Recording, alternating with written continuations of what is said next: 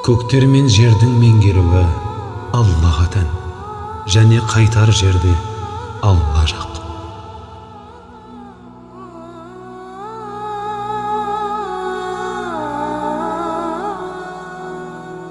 Рас, Алланың бұлттарда айдағанын көрмейсің бе?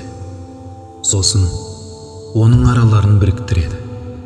Сонан соң оны қабат-қабат қылады. Сонда бұлттың араларынан жаңбыр шыққанын көресің.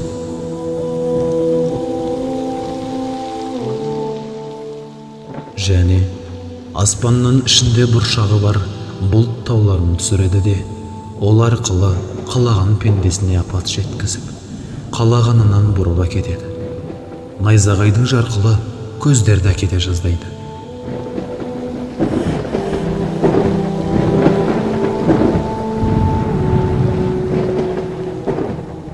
Алла күндіз бен түнді ауыстырады. Рас, мұнда қырағылар үшін әрине ғибрат бар.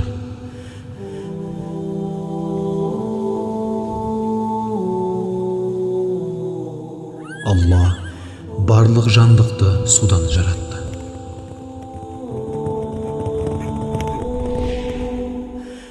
Сонда кейбіреуі бауырымен жүреді, ал кейбіреулері екі аяғымен жүреді, және кейбіреуі төрт аяқтап жүреді.